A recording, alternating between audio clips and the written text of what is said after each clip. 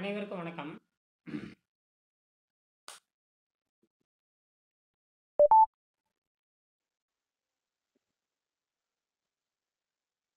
அனைவருக்கும் வணக்கம். பல ஆண்டுகளாக உணவில்லாமல் வாழும் கலையை, நீர் உணவு முறையை தமிழக மக்கள் பயன்பெறுமாறு முடிந்த அளவுக்கு விளக்கிச் சொல்லி வருகிறேன். இது மனம் சார்ந்த மருத்துவம், உடலை சரி செய்கின்ற மனம் சார்ந்த மருத்துவம், இயற்கை ஆற்றலில் வாழ்கின்ற மருத்துவம். யாருடைய அரசனுடைய உதவி இல்லாமல், எந்த அரசனுடைய உதவி இல்லாமல் இயற்கை சார்ந்து வாழ்கின்ற மருத்துவம், இயற்கை ஆற்றலில் வாழ்கின்ற மருத்துவம், விருப்பப்படி நீண்ட நாள் வாழ்கின்ற மருத்துவம், யாருடைய குறுக்கீடும் இல்லாமல் வாழக்கூடிய மருத்துவம். ஒரு ஆசிரியர், ஒரு மாணவன், 2 பேரும் புரிந்து கொண்டு ஆசிரியர் மாணவனுக்கு ஒரு உடன்படிக்கை செய்து கொண்டு ஒரு சொல்லக்கூடிய மருத்துவம்.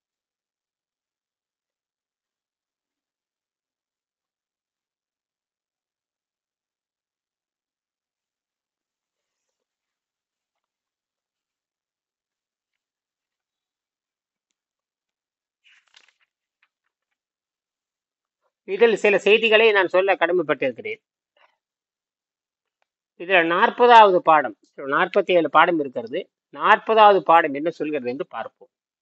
40வது பாடம், அன்பார்ந்த நண்பர், அதாவது வெங்கடேசன் என்கிற விஞ்ஞானிக்கு, இந்த வெங்கடேசன் என்கிற விஞ்ஞானிக்கு, இவர் கட்டிட பொறியாளர், இவர் தான் ஆராய்ச்சி செய்து கண்டுபிடித்தார், மனிதனுக்கு இயற்கை ஆற்றலின் மூலமாக ஆரோக்கியத்தை பெற முடியும். மன வலிமை வைத்து மனமாற்றம் நடந்து உணவு பழக்கத்தை விட்டு உடம்பை தூய்மை செய்கின்ற உணவு பழக்கத்தை 180 நாட்கள் கடைப்பிடிப்பதற்கான 2 தன்மை சொல்கிறார். நீரை எப்படி அருந்த வேண்டும், பிறகு பெருங்குடலில் படுகின்ற அந்த மலச்சிக்கலை எப்படி போக்க வேண்டும், அதற்கான உணவு என்ன, நீர் உணவு என்ன, இரண்டையும் புரிந்து இப்போ உணவு, நாம் மனம் விரும்புகின்ற உணவு தேவையற்றது, உடம்பை சுத்தம் செய்கின்ற உணவு தேவை. பிறகு உடம்பை சுத்தம் செய்கின்ற பொழுது குறிப்பாக நன்கு வேகடிக்கப்பட்ட காயை, நன்கு வேக வைத்த நன்கு வெந்த காய்கறிகளை வைத்துக்கொண்டு அந்த பெருங்குடலை சுத்தம் செய்வது தான் நன்கு வேக பிடிக்கப்பட்ட காய். அந்த வேக வைக்கப்பட்ட காய் என்பது சத்து பொருள் அல்ல, அது ஒரு சீவக்கட்டை, துடப்பக்கட்டை. தண்ணீர் என்பது சத்து பொருள் அல்ல, அது சுத்தம் செய்கிற பொருள். தண்ணீரை அருந்தினாலோ பழத்தை அருந்தினாலோ அது உணவுப் பொருள் அல்ல, அது அன்னப்பாதையை தூய்மை செய்கின்ற பொருள். அதே போலதான் ஒரு காய், நன்கு வேக வைத்த காய் என்பது உணவுப் பொருள் அல்ல, அது துடப்பக்கட்டை. பல்லை விளக்குகின்ற பொழுது நாம் பல்லு குச்சியை பயன்படுத்துகிறோம், வேப்பங்குச்சி. இன்னைக்கு நான் வேப்பங்குச்சி தான் பயன்படுத்துறேன். பல்லு சுத்தமாக தான் இருக்க, நாக்கு தெளிவாக தான் இருக்கு. பல் குச்சியை வைத்து விளக்குகின்ற பொழுது அது உணவு என்று சொல்ல முடியாது. அப்ப உணவு என்பது ஒண்ணு உடம்புல கிடையாது. உணவு என்பது போதைப் பொருளாகத்தான் பயன்படுத்துறான், போதைப் பொருளைத்தான் பயன்படுத்துறேன், வேறதான். மனம் விரும்புகிறதெல்லாம் போதைப் பொருள். உடம்பு நோயை நீக்கிச்சுன்னா அது போதைப் பொருள் கிடையாது. உடம்புக்கு நோய் உண்டானால் அது போதைப் பொருள், உடம்புக்கு நோய் இல்லைன்னா அது போதைப் பொருள் கிடையாது. அப்ப உடம்புக்கு நோய் இல்லைன்னா அது போதைப் பொருள் கிடையாது.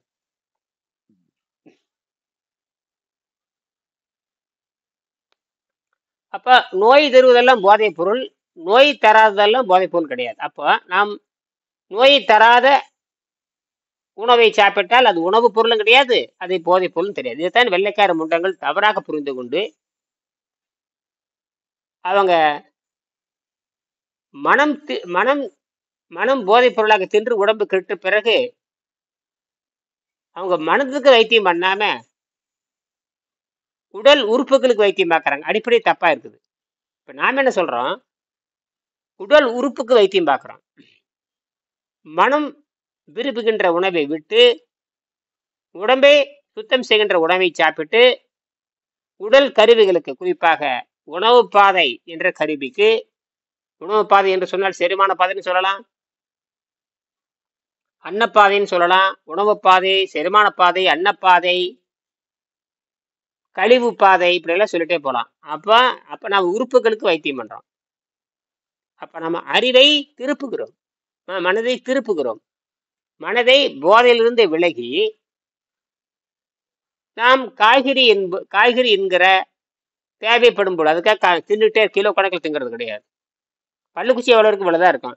பல்லுக்குச்சியை 24 மணி நேரம் தின்னுட்டு பல்லுக்குச்சி விளக்கிட்டே இருப்பாங்களா? இல்லை இல்லை, அதே மாதிரி தான். சிறிதளவு மலச்சிக்கல் வராத அளவுக்கு சிறிதளவு, மலச்சிக்கல் வராத அளவுக்கு சிறிதளவு. நல்லா புரிஞ்சுக்கணும். மலச்சிக்கல் வராத அளவுக்கு சிறிதளவு சாப்பிட்டு நீங்கள் சுத்தம் செய்வது. ஏன்னா உடம்பு இயற்கை ஆற்றலில் வாழுகிறது.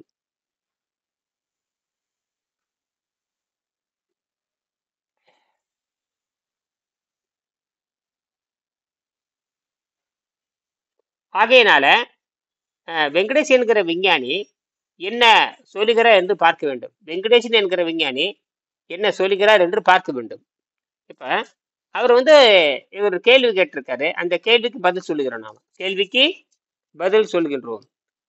அன்பார்ந்த நண்பர் அவர்களுக்கு எஸ் வெங்கடேசன் நன்றியுடன் எழுதி கொள்வது. தாங்கள் அனுப்பிய கடிதம் தியானத்தை விடு ஞானத்தை பெறு,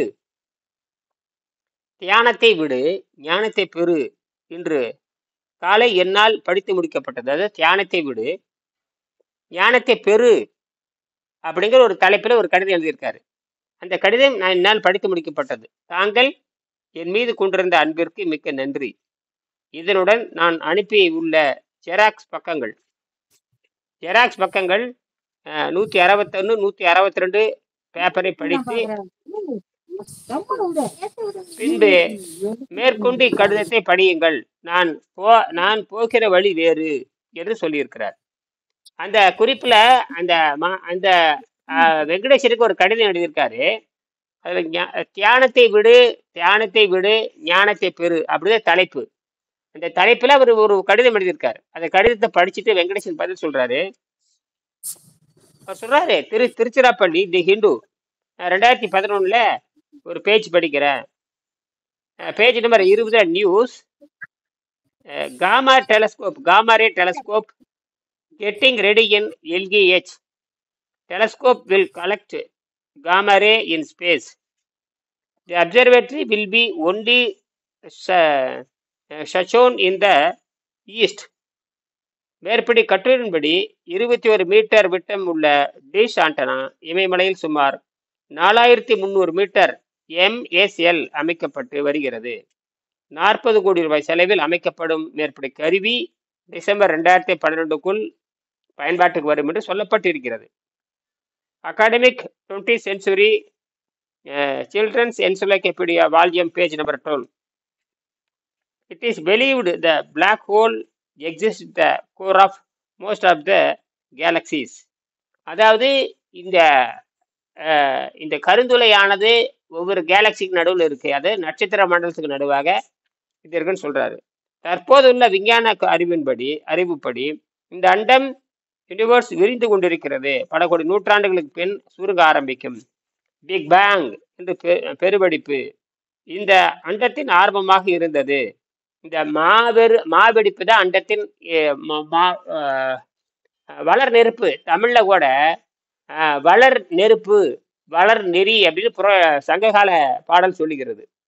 ஆனால் இது பரிபாடலாக இருக்கலாம். இந்த திருவாளர் மன்னன் அவர்கள் இந்த பெருவெடிப்பு கொள்கையை பரிபாடலில் இருக்கிறதாக சொல்லியிருக்கிறார். அதை தேடி பார்க்க வேண்டும்.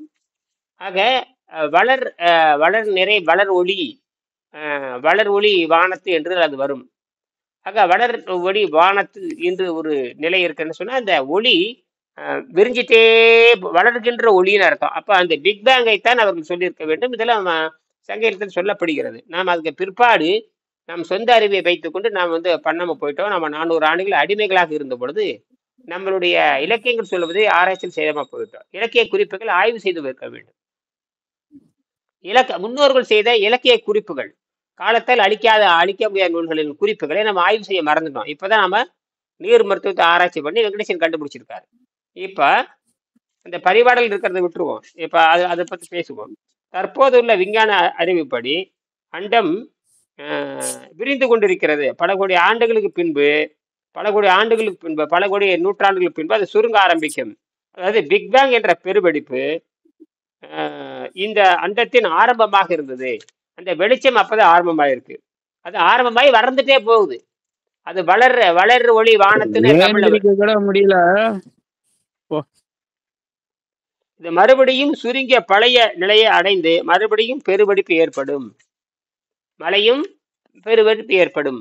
சரி, இவ்வாறு கிராவிடேஷனல் அட்ராக்ஷன், எலக்ட்ரானிக் ரெப்பல்ஷன் என்ற இருவேறு சக்திகள் இந்த அண்டத்தை யூனிவர்ஸ் உண்டாக்கியும் அழித்து வருகிறது. அப்ப அண்டம் ஆவதும் அழிந்தும் நடந்து கொண்டுதான் இருக்கிறது. இது யாரும் மாற்ற முடியாது. அண்டம் சுருங்கின் அதற்கு ஒரு அழிவில்லைங்கிற இதை கூட திருமூலர் அண்டம் சுருங்கின் அழிவில்லை. அப்ப அழிவில்லைன்னா அப்புறம் என்ன அர்த்தம்? அழிஞ்சுதான் மறுபடியும் பிறக்குதுன்னு அர்த்தம். அப்ப அழிவதும் பிறப்பதும். அண்டம் சுருங்கின் அதற்கு ஒரு அழிவில்லைன்னா அண்டம் சுருங்கும், பிறகு என்னங்க பெருகும், சுருங்கும் பெருகும் சுருங்கும் பெருகும், இது நடந்துகிட்டே தான் இருக்கும். என்னது? இதை தவிர மூன்றாவது சக்தி இருக்கிறது, அதைத்தான் நம்ம பேசணும். இதை தவிர இந்த ஈர்ப்பு விசை, விலகு விசைன்னு சொல்றாங்களா, கிராவிட்டி அட்ராக்ஷன் அண்ட் எலக்ட்ரானிக் ரெப்பல்ஷன், இதுதான் அண்டத்தினுடைய கொள்கை. அண்டங்கள் விரியும் அப்புறம் சுருங்கும், அண்டங்கள் விரியும் சுருங்கும். இது ரெண்டு தத்துவம் தான் இருக்கு. அதுக்கப்புறம் மூன்றாவது தத்துவம் ஒண்ணு இருக்குது. அதுதான் மனோ விசைன்னு சொல்லுவாங்க. மனோ சக்தி, மனோ விசை, மைண்ட் பவர்னு பேரு. என்னது? Mind power, mind force. Mind ஃபோர்ஸ்ங்கிறது அரு ஆற்றல்னு பேரு. மொத்தத்துல ஈர்ப்பு ஆற்றலும் அரு ஆற்றல் தான். ஈர்ப்பு ஆற்றலும் அரு ஆற்றல் தான். ஈர்ப்பு கிராவிட்டிங்கிறது அரு ஆற்றல் தான். விலகி போறது அருவாற்றல் தான். இதை தவிர மூன்றாவது ஒரு சக்தி வளர்ந்து வருகிறது. இதுவே மனிதனுடைய மென்டல் ஃபோர்ஸ். இது பற்றி 125ஆம் பக்கத்தில் நான் எழுதியிருக்கிறேன். இந்த மென்டல் ஃபோர்ஸ் பரிணாம சித்தாந்தத்தை ஆதாரமாக கொண்டது. மென்டல் ஃபோர்ஸ் எதை அடிப்படையாக கொண்டது? பரிணாம சித்தாந்தத்தை ஆதாரமாக கொண்டது.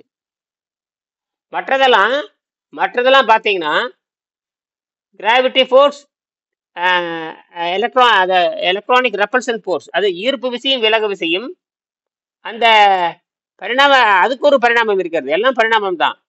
விண்வெளி ஒரு பரிணாமம் தான். இது உயிர் பரிணாமம். உயிர் பரிணாமத்திற்கு மென்டல் ஃபோர்ஸ் ஒன்று இருக்கிறது. மற்ற துகளுக்கெல்லாம் ஈர்ப்பு விசை விலகு விசையின் அடிப்படையா இருக்குது. ஈர்ப்பு விசை விலகு விசை அடிப்படையா இருக்கு. ஆனால் உயிர் பரிணாமம் என்பது வேறு. உயிர் பரிணாமம் வருகின்ற பொழுது அதுக்கு மென்டல் ஃபோர்ஸ்னு பயங்கர சக்தி இருக்கிறது. உயிர் பரிணாமம் என்பது வேறு, அண்ட பரிணாமம் என்பது வேறு. ஏன்னா அண்டத்திலிருந்து எல்லாம் வந்திருக்குது. அப்படி புரிந்து கொள்ற பொழுது அதுக்கு ரெண்டு சக்தி தேவைப்படுகிறது. ஈர்ப்பு விசையும் விலகு விசையும் அதற்கு தேவைப்படுகிறது. அது அண்டத்தை அடிப்படையாக கொண்டது. இங்க பரிணாமத்தை அடிப்படையாக கொண்ட உயிரானது மென்டல் ஃபோர்ஸை அடிப்படையாக கொண்டது. பரிணாம வளர்ச்சி சித்தாந்தத்தின்படி மென்டல் ஃபோர்ஸ் ஒன்று இருக்குது. அப்ப மூன்றாவது சக்தியாக இருக்கிறது. அப்ப விண்வெளியில 3 சக்தி இருக்கு. ஒண்ணு ஈர்ப்பு விசை, விலகு விசை. அடுத்தது மனோ விசை என்கின்ற மென்டல் ஃபோர்ஸ். அப்ப 3 சக்தி ஆகுது. Gravitation attraction force, electronical repulsion force and mental force. ஆக இதை தவிர மூன்றாவது ஒரு சக்தி வளர்ந்து வருகிறது. இதுவே மனிதனின் மென்டல் ஃபோர்ஸ். இது பற்றி பக்கம் 125 நான் எழுதி இருக்கிறேன். இந்த மென்டல் ஃபோர்ஸ் பரிணாம சித்தாந்தத்தை ஆதாரமாக கொண்டது என்றும் நிலையான காமா ரேவை அடிப்படையாக கொண்டது. அப்ப இந்த மென்டல் ஃபோர்ஸ் என்ன சக்தி வருதுன்னா இந்த காமா ரே தான் சக்தியா இருக்கிறது. எந்த ரே? காமா கதிர். காமா கதிர் எங்கிருந்து வருது? அது கருந்துளையிலிருந்து வருகிறது. கருந்துளை அது காமங்கள் காந்த சக்தி. கருந்துளை என்கிறது காமா சக்தி. கருந்துளை என்பது காமா சக்தி. அந்த காமா சக்தி என்கிற சக்தியில தான் உடம்பு இயங்குது. அதான் விஷயமே. அப்ப நமக்கு எனர்ஜி, தீராத எனர்ஜி வேணும் இல்லையா? எல்லா ஒளியையும் காமா கதிர் உள்ளே எடுத்துக்கொள்ளும். ஆனால் எல்லா ஒளிகளையும், இந்த ஈர்ப்பு எல்லா ஒளிகளையும் எல்லா சக்திகளையும் கருந்துளை, அதாவது பிளாக் ஹோல் தன்னகத்தை இழுத்துக்கொள்ள உள்ள உள்வாங்கிக்கும். உள்ள உள்வாங்கிட்டு அது காமா கதிரை வெளியே விடுகிறது. அந்த காமா கதிர் தான் எல்லா உயிர்களுக்கும் ஆற்றலாக இருக்கிறது என்று புரிந்து கொள்ள வேண்டும். High frequency high frequency low frequency சொல்லுவாங்க. ஹை ஃப்ரீக்வன்சி லோ ஃப்ரீக்வன்சின்னு சொல்லுவாங்க. ஹை உயர்ந்த அதிர்வெண், அதாவது எந்த அண்டங்களையும் தொலைச்சிட்டு போற அளவுக்கு அதுக்கு இருக்கும். அப்ப இந்த உடம்புங்கிற அண்டத்தை தொலைச்சிட்டு போய் நமக்கு ஆற்றலை தருகிறது. இதுதான் வந்து அந்த காமா கதிர்பாங்க. இந்த காமா கதிர் எங்கிருந்து வருது? அது கருஞ்சுளையின் நடுப்பகுதியிலிருந்து வருது. அதாவது காந்த கதிர். அந்த காந்த கதிர் தான் மனிதனுக்கு பயன்படுத்தி இருக்கிறது. அதை யோகிகள் பயன்படுத்தி இருக்கிறார்கள் என்று புரிந்து கொள்ள வேண்டும். சரியா? மூன்றாவது சக்தியாக அமையும் என்று நான் எழுதியிருக்கிறேன். இதன்படி அண்டம் யூனிவர்ஸ் சுருங்கும் போது மனிதன் க்ளோஸ்ட் சர்க்யூட் வாட்டர் இன்ஜின், அதாவது வெங்கடேசன் கண்டுபிடித்த நீரை எரிபொருளாக, நீரை ஆற்றலாக மாற்றக்கூடிய கருவி மனிதனுக்கு பயன்படும் எழுதியிருக்காரு. அதனுடைய மேம்பாடு தான் சோடியம் மெக்னீசியம் ஃபெரைட் என்று சொல்லக்கூடிய அந்த நுண்துகள், அதாவது sodium magnesium ferrite magnetic material, sodium magnesium ferrite என்கிற மேக்னெட்டிக் மெட்டீரியல் பயன்படுத்தி தண்ணீரை நாம் ஹைட்ரஜனாகவும், தண்ணீரை மின்சாரமாகவும், தண்ணீரை ஹைட்ராக்சைடாகவும் மாற்றிக்கொள்ளலாம். தண்ணீரை ஹைட்ராக்சைடா மாற்றலாம், தண்ணீரை ஹைட்ரஜனா மாற்றலாம், தண்ணீரை வந்து என்னவா மாற்றலாம்? மின்சாரமா மாற்றலாம். இதுதான் வந்து கண்டுபிடிப்பு. இது உயர்ந்த கண்டுபிடிப்பு வந்தாச்சு. இனிமேல் வந்து வெங்கடேசன் கண்டுபிடிச்சது உண்மையாக போகிறது, வெங்கடேசன் சொல்வதெல்லாம் உண்மையாக போகிறது அப்படின்னு அர்த்தம். புரியுதுங்களா? சரி,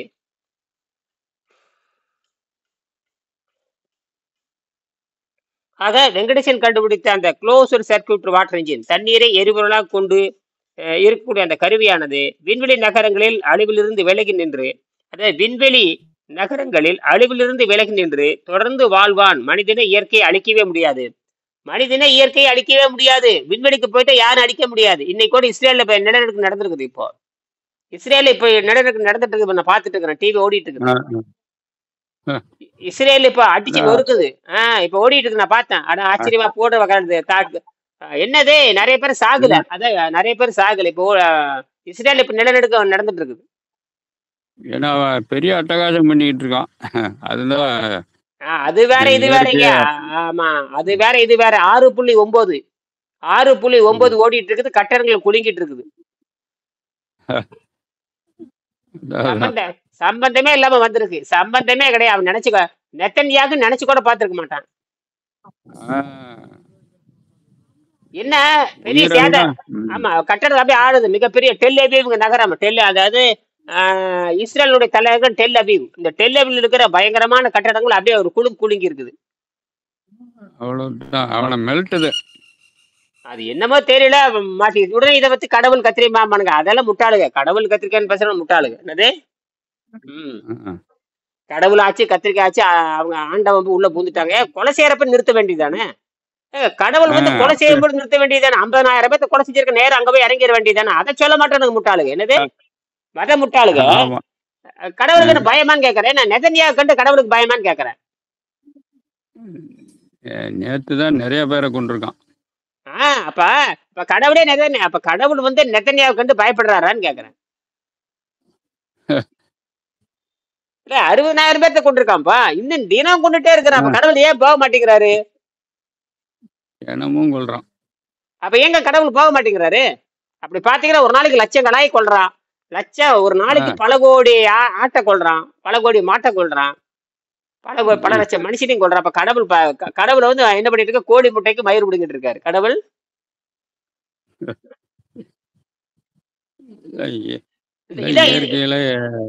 புரியல. மூட நம்பிக்கையில கடவுள் மேல போடக்கூடாதுங்க. கடவுள் இருக்கிறாரு இல்லைங்கிற ரெண்டு சப்ஜெக்ட். கடவுள் உண்டுன்னு சொல்றவன், கடவுள் இல்லைன்னு சொல்றவன். இப்ப நான் கேக்குறேன், அவன் கொலை செய்யும் பொழுது அவனை கொலை செய்ய அப்படி பார்த்து நீ ஹிட்லரையும் கொலை செஞ்சிருக்கணும் கடவுள். ஆமா, அவர் வந்து கிட்டத்தட்ட 60 லட்சம் பேர்த்த கொண்டு பண்ணிருக்கு. 60 லட்சம் யூதர்களை கொலை செஞ்சிருக்காரு. அப்ப கடவுள் எங்க போனாரு? 60 லட்சம் பேர்னா அடியே சாமி. அது மட்டுமல்ல, ஒரு நாட்டவே முடிச்சுட்டான். 60 லட்சம் பேர்த்த அப்பவே கொண்டிருக்காங்க. எப்ப? 1920 ஹிட்லர் வாழ்ந்த காலம் 1930-32 நினைக்கிறேன். 2ஆம் உலக போரா அப்படிதான் நினைக்கிறேன். அப்ப அந்த 60 லட்சம் பேர் இன்னைக்கு உயிரோடு இருந்தா எத்தனை பேர்த்த பெருக்கி இருப்பான் தெரியுமா? 2-3 கோடி பெருக்கி இருப்பான். அந்த 60 லட்சம் பேர் உயிரோடு இருந்தா எத்தனை குட்டிகளை போட்டிருப்பாங்க? எல்லாத்தையும் கொன்னு தீர்த்துட்டான். கொன்னே தீர்த்து போட்டான். அது கேஸ்ல விட்டு சைனைடு கேஸ் உள்ள விட்டு கொண்டு இருக்கான். அவனுக்கு இருக்கவே கூடாதுன்னு சொல்லிட்டு போனான். இருக்கவே கூடாதுடா. இந்தனவர். அந்த அந்த யூத இனமே இருக்கக்கூடாது. அவன் யூதர்னு அவன் சொல்றான். அது ஒரு நாங்க தான் இருக்கோம். அது என்னமோ காரணத்துல கொலை செஞ்சிருக்கானா அவன் கண்டுபிடிச்சிட்டான். இவனுக்கு இருந்து நாட்டையே அழிச்சிடுவானுங்க சொல்லிட்டு ம். யூதர்களை அவங்கள இருக்கவே கூடாதுன்னு நினைக்கிறோம், ஆமா நினைச்சிருக்கான். ஆமா யூதர்கள் இருக்கவே கூடாங்க. ஆனா கொஞ்சம் மிச்சமாயிட்டானுங்க. அந்த மிச்சமானது பூரா முடிச்சிருச்சு. அது என்ன பண்ணுதுன்னா இருக்கிறதுன்னு போட்டு கொள்ளுது.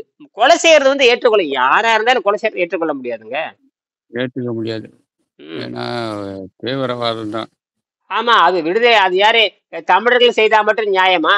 யாரு ம். தமிழர்கள் செய்த இவங்களும் எல்லா போற கையில ஆயுதம் எடுக்கணும் அத்தனை பேரும் கொலை செய்யறாங்கல்ல. ம்.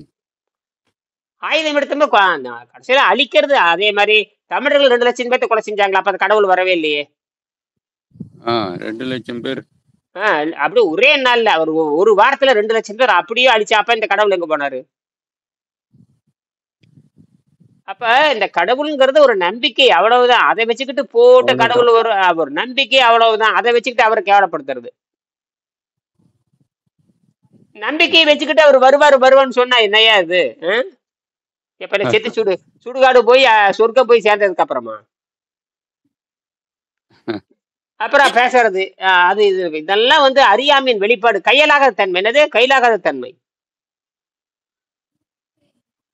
கையால் ஆகிறத கடவுள் முயற்சி செய்யறோம். ஆக மனிதனை வந்து நேசிக்க வேணும் இல்லையா? மனிதனை நேசிக்கணும், ஒழுக்கமா இருக்கணும், அன்பா இருக்கணும்,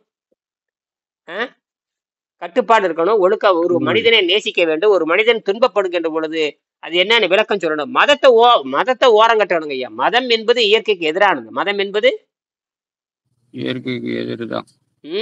மதம் வந்து மனிதனை ஒழுங்குபடுத்தவே கொடுத்தாது. மதம்னா அது வந்து போதைன்னு தான் அர்த்தம். மதம்னா போதை தான். மதம் கொண்ட யானைம்பாங்க.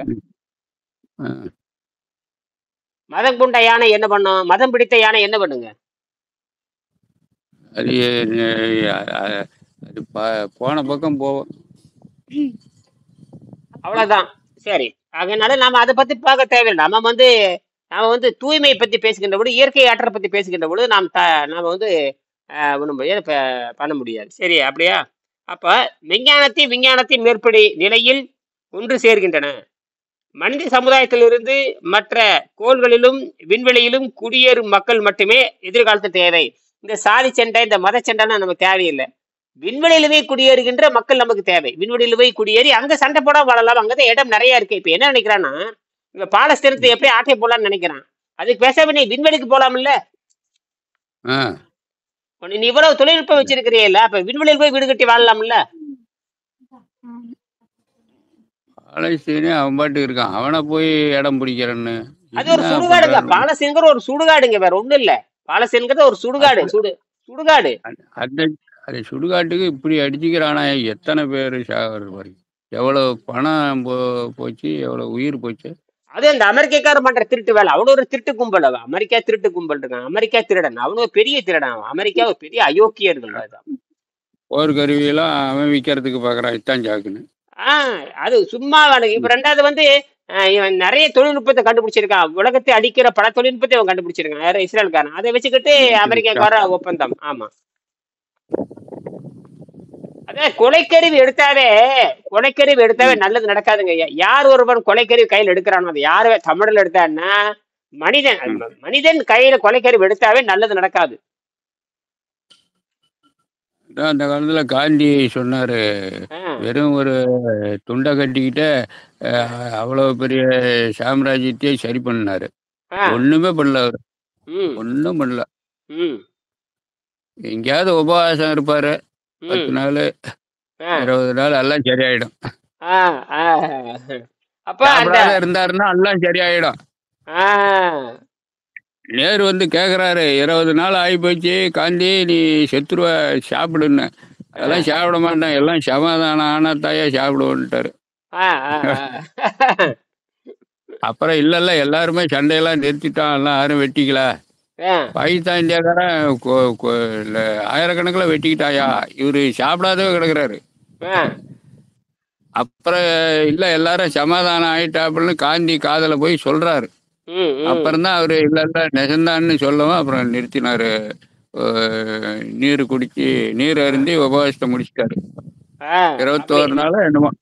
சரி சரி சரி. அப்புறம் அடிக்கடி அவர் உண்ணாநோன்பு இருந்தங்காட்டி உடம்பு பழகி போச்சு. சரி. ஆமா. அவரு இதுக்காக நாட்டுக்காக இருந்தாரு. அது கடைசியா பார்த்தா உடம்பும் சரியா போச்சு. அவர் அடிக்கடி இருக்கிற ஆள் தான். அவர் இயற்கை மருத்துவ கொஞ்சம் நம்பிக்கை உடையவர் தான். இயற்கை மருத்துவ நம்பிக்கை உடையவர். அவர் காய்ச்சல் வந்தா உண்ணாநோன்பு போட்டுருவாரு. அவர் காய்ச்சல் வந்தாவே உண்ணாநோன்பு தான். குழந்தைகளுக்கு உண்ணாநோன்பு பயிற்சி கொடுத்துருக்காரு. ஆமா. எந்த ஆங்கில மருத்துவம் அவர் எடுத்துக்க மாட்டாரு. ம். சரி. ஆக ஆக நாம வந்து இப்ப என்ன மனிதனை நேசிக்க வேண்டும். விண்வெளியில் ம். குடியேறுகின்ற மனிதர்கள் நமக்கு தேவை. மெய்ஞானமும் விஞ்ஞானமும் ஆ. ஏற்படும் நிலையில் ஒன்று சேர்கின்றன. ம். மெய்ஞானம் விஞ்ஞானம் ஒன்று சேரணும். மனித ம். சமுதாயத்தில் இருந்து மற்ற கோள்களிலும் விண்வெளியிலும் குடியேறும் மக்கள் மட்டுமே எதிர்காலத்து தேவை. இப்ப விண்வெளியில குடியேற மக்கள் தான் நமக்கு தேவை. இங்க சண்டை போட்டு என்ன பண்ண போறீங்க? ஆனா எதிர் எதிர் வெங்கடேஷ் ஐயா எழுதியிருக்கிறதையா ரொம்ப நமக்கு குழப்பமா தான் இருக்குது. நம்ம ஆ, உணவு இல்லாத வாழ்ந்து ஏதோ கொஞ்சம் உருப்படியா செய்யலான்னா அவரு எங்கேயோ போயிட்டாரு. நீ என்ன நினைச்சுக்கிட்டு இருக்கிற? அதுக்கு மேல நீ மேல போய் வாழலாயாங்கிறாரு. இதெல்லாம் யாருமே எந்த ஒரு யோகியும் நினைச்சு பார்க்க முடியாத விஷயம் இதெல்லாம். எழுதியிருக்காரு அற்புதமா நான் கண்டுபிடிச்ச கிராவிட்டி வேலும் கிராவிட்டின ஈர்ப்பு ம். விசை மின்சாரம் கிராவிட்டின ஈர்ப்பு விசை மின்சாரமும் ம். தண்ணீரை எரிபொருளாக மாற்றுகின்ற கருவியும் ஈர்ப்பு விசை ம். மின்சாரம் ரெண்டும் சேர்ந்து மனிதனை அழிவிலிருந்து காப்பாற்றி அண்டங்கள் அழிந்தாலும் வெற்றிடம் அழியாதுங்கிறாரு. அண்டங்கள் அழிந்தாலும் வெற்றிடம் அழியாது. அழியாத நகரங்களை உருவாக்கி அண்டங்கள் அழிவதை கண்ணால் பார்க்கலாம்ங்கிறாரு. கண்ணால் பார்த்து கொண்டே அண்டங்கள் நட்சத்திரங்கள் அழிவதை கண்ணால் பார்த்து கொண்டே மனித குலம் ம். அழியக்கூடாது என்பதற்காகத்தான் நான் இதை கண்டுபிடித்தேன்னு எழுதுறாரு. இவரு ரொம்ப ஒரு உயர்ந்த நிலையில இருந்திருக்காரு. அதை யாரும் புரிஞ்சுக்கல அவரு இருக்கிறப்ப கூட. நான் புரிஞ்சுக்கிட்டேனே, அதை எழுதிட்டேன். நான் புரிஞ்சுக்கிறதுக்கு அடிக்கிறேன். அதான் அதான் நீங்க போட்டுக்கிட்டு இருக்கீங்க. அதான் அவருக்கு ஆஹ் அவர் இருந்தப்பையும் புரிஞ்சுக்கல, இப்பயும் புரிஞ்சுக்கல. இந்த மாதிரி எந்த யோகிகளும் நினைச்சு பார்க்க முடியாத அளவுக்கு எல்லாம் பேசிக்கிட்டு தான் இருக்கிறாங்களே ஒழிய சொல்லல. உம் ஆக அவர் நினைச்சது ஒரு காலத்துக்கு நடந்து தீரும். அப்பதான் நினைப்பாங்க வெங்கடேஷ் சொன்னது நடக்குதாட்டு இருக்குது. சரி, அதை எழுதியிருக்காரு பாருங்க. நான் கண்டுபிடித்த இந்த கருவியானது விண்வெளியில் நிரந்தரமாக மனிதன் வாழுகின்ற குடியிருப்புங்கிறாரு. இதை விட என்ன விண்வெளியை பத்தி எப்பவே பேசுறாரு. விண்வெளியில கருவி கண்டுபிடிச்சு கையில கொடுத்துருப்பாரு. தியரி கொடுத்தாச்சு, அது பேசிக்கலா கொடுத்தாச்சு. இன்னும் வந்துரும் பாருங்க. அதை நான் அதை செஞ்சு காட்டிடுவேன். அதை நான் வந்து செஞ்சு காட்டிடுவேன். அது என் பொண்ணை வச்சு செஞ்சு காமிச்சிருவேன். அதெல்லாம் அதுக்காக அதை செஞ்சு காட்டிடலாம். நான் ஏற்கனவே ஈர்ப்பு விசை அதை விட மலிவா கண்டுபிடிக்கணும். இப்ப வெங்கடேசன் 2 கருவி கண்டுபிடிச்சிருக்காரு. ரெண்டுமே மின்சாரம் தயாரிக்கிறது தான். கிராவிட்டில இருந்து எலக்ட்ரிசிட்டி தயாரிக்கலாம். அதையும் நான் கண்டுபிடிச்சு பார்த்தேன். அது வந்து அதுக்கப்புறம் தண்ணீரை எரிபொருளாக மாற்றுவது எப்படி? தண்ணீரே எரிபொருளா மாத்திரலாம். அது தண்ணி எரிபொருளை நேரம் எரிக்கிறது இல்லை, அது மின்சாரமா மாத்துறது. அதான் விஷயமே. எரிபொருளாவே எதை எரிபொருளாவே தீ பிடிச்சி எரிதுன்னு சொல்லக்கூடாது. எரிபொருளாவே இன்னொரு பொருள் இன்னொராக மாற்றுதல் அர்த்தம். அதான் அது எப்படியோ மூளைக்கு ஒன்றும் யாரையும் சொல்லிக்கிட்டு தான் இருக்காங்க. இவரு எல்லாம் செஞ்சு காட்டு போயிருக்காரு. நான் செஞ்சு பார்த்துட்டேனே. நான் இவ்வளவு தூரம் சொல்றேன். நான் சின்ன அளவுல செஞ்சு பார்த்து சொல்லிட்டீங்க. இது யாரும் இன்னும் ஸ்டெப் எடுக்கல. இதுக்கு இத்தனை ஆராய்ச்சியாளர்களும் பேசாதவே இருக்கிறான். அதாவது நான் வந்து என்ன பண்ண கேட்டீங்கன்னா, நான் 1 கிராம் தண்ணி 1 ml தண்ணியில இருந்து 0.9 வோல்ட் எடுத்தேன். 0.9 900 மில்லி வோல்ட் வெளியே எடுத்தேன். இதை பத்தி யாரும் சிந்தனை பண்ணாதவே இருக்கான். 900 மில்லி வோல்ட், அது கிட்ட நியரஸ்ட் 1 வோல்ட் வரைக்கும் வெளியே எடுத்தேன். 5 மில்லி ஆம்பும். இது உலகத்துல யாரும் செய்யாதது. அது எப்படி அது கிளீன் வாட்டர்ல, அது கிளீன் வாட்டர் சாதாரண விஷயம் இல்ல. கிளீன் வாட்டர்ல எதுவுமே இருக்காது. கிளீன் வாட்டர்ல எதுவும் இருக்காது. அதான் அந்த டிஸ்டில் வாட்டர். டிஸ்டில் வாட்டர் எந்த அயனும் இருக்கக்கூடாது. எந்த அயன்ஸும் இல்லாம எலக்ட்ரிசிட்டி வெளியே வருது. இந்த கேள்விக்கு யாரும் பதில் சொல்லவே இல்லை. சொல்ல மாட்டேங்கிறான். ஆமா, தெரியாது. என்ன சொல்றான்னா, டிஸ்டில் வாட்டர்ல எலக்ட்ரிசிட்டி கொடுத்தா கூட பாயாதுங்கிறான். டிஸ்டில் வாட்டர்ல எலக்ட்ரிசிட்டி கொடுத்தா கூட பாயுதுங்கிறான். எலக்ட்ரிசிட்டி எப்படா வெளியே வருதுன்னா, அதுதான் நானோ தொழில்நுட்பம் பேரு. குவாண்டம் மெக்கானிசம் பேரு. அது குவாண்டம் பேரு குவாண்டம் எலக்ட்ரிசிட்டின்னு பேரு. குவாண்டம் எலக்ட்ரிசிட்டிங்கிறத இப்ப நான் புதுசா கண்டுபிடிச்சது. குவாண்டம்னாவே அது புரியாது. எவனுக்கும் புரியாது. அதனால நம்ம இதை பத்தி மீண்டும் பேசுவோம். நன்றி, வணக்கம். நன்றி, வணக்கம்.